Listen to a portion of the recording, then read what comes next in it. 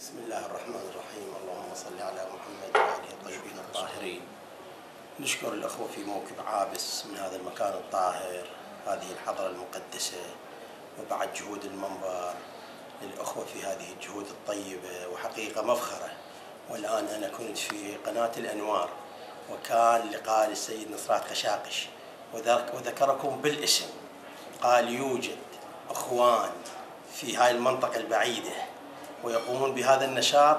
قال والله لما رأيتهم كأني في كربلاء.